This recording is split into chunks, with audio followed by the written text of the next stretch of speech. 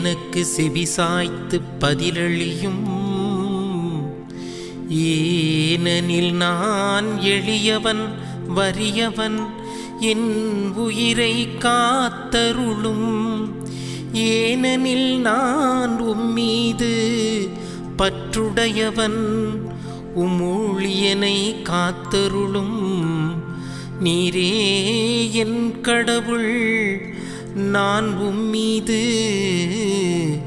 நம்பிக்கை கொண்டுள்ளேன். ஆண்டவரே ஆண்டவரே, எனக்கு செவிசாய்த்து பதிலளியும். ஆண்டவரே ஆண்டவரே, எனக்கு செவிசாய்த்து பதிலளியும்.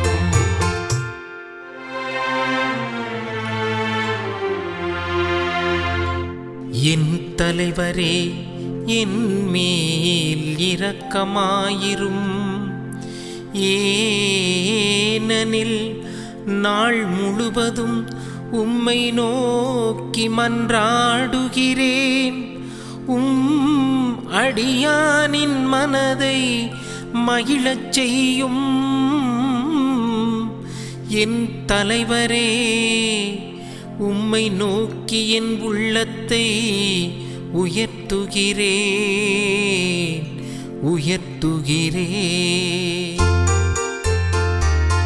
ஆண்டவரே ஆண்டவரே, எனக்கு செவிசாய்த்து பதிலளியும். ஆண்டவரே ஆண்டவரே, எனக்கு செவிசாய்த்து பதிலளியும்.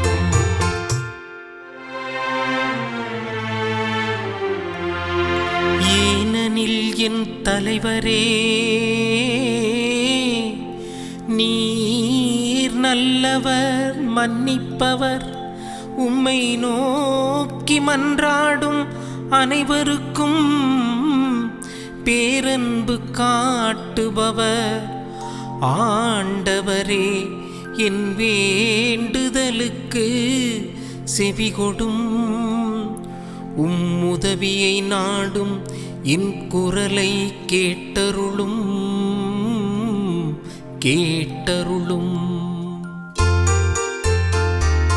ஆண்டவரே ஆண்டவரே, எனக்கு செவிசாய்த்து பதிலளியும். ஆண்டவரே ஆண்டவரே, எனக்கு செவிசாய்த்து பதிலளியும்.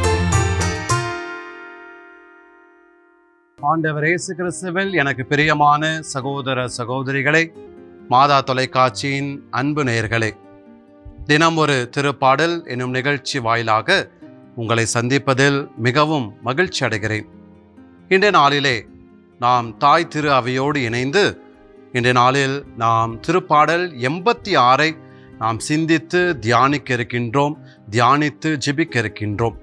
அன்புக்குரியவர்களே, திருப்பாடல் 86 நாம் எடுத்து வாசித்தோம் என்று சொன்னால் அதனுடைய தலைப்பாக இருப்பது தாவீதின் மன்றாட்டு, உதவிக்காக மன்றாட்டு என்ற தலைப்பானது கொடுக்கப்பட்டிருக்கிறது. ஆகவே தாவீது அரசர் தான் துன்பப்பட்ட சமயத்திலே கடவுளை நோக்கி உதவிக்காக அழைத்த ஒரு திருப்பாடலை தான் நாம் இன்று தியானிக்க இருக்கின்றோம்.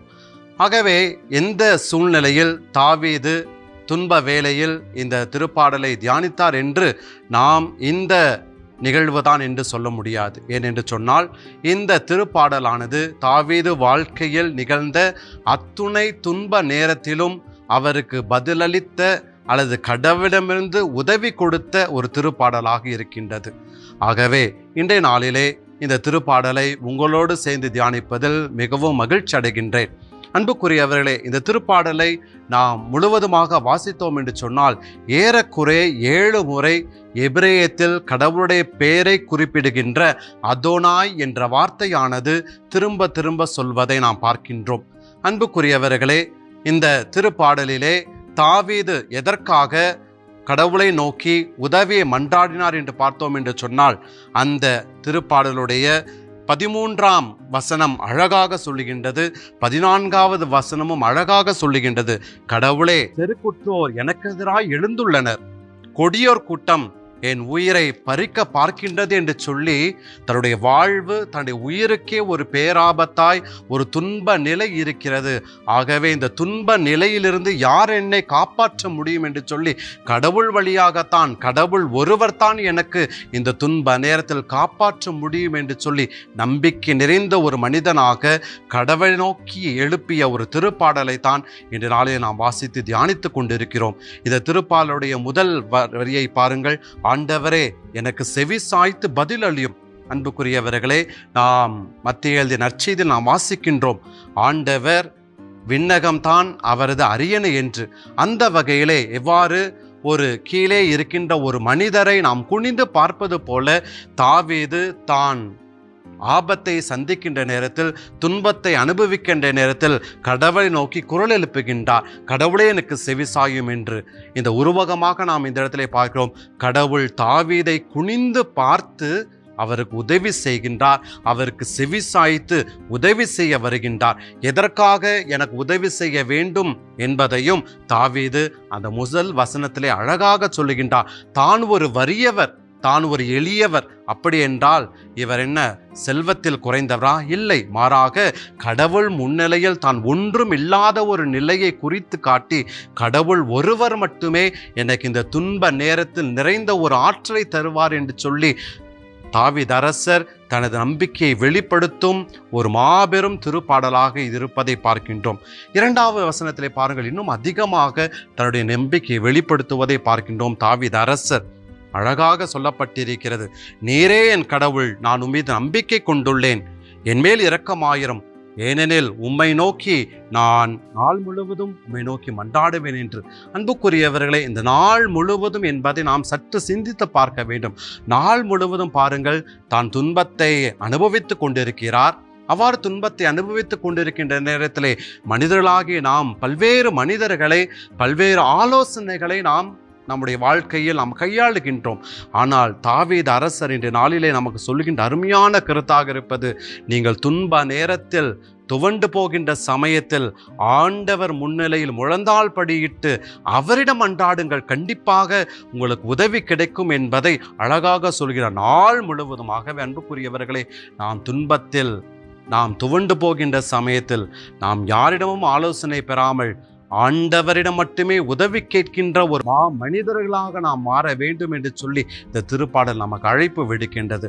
அது மட்டும் இல்லாமல் எதற்காக கடவுள் எனக்கு உதவி செய்ய வேண்டும் என்பதை இரண்டாவது வசனம் அழகாக சொல்லுகின்ற. முதலாவதாக, நான் கடவுள் மீது பற்றுறுதி கொண்டவன், அன்பு கொண்டவன், கடவுளை நான் மிகவும் நேசிக்கின்ற எனக்கு நீர்தானே கதி, நீங்கள் தானே எனக்கு உதவி செய்ய வேண்டும். ஆகவே உம்மீது நான் கொண்ட பற்றின் காரணமாக என் துன்ப வேலையை என்னை காப்பாற்றும் என்று சொல்லுகின்றார். இரண்டாவதாக, ஊழியன் என்று சொல்லுகின்றார். நம்ம எல்லாருக்குமே தெரியும், தாவீது அரசருடைய முந்தைய வாழ்க்கை ஆடு மேய்க்கின்ற ஒரு சிறுவனாக இருந்தார்.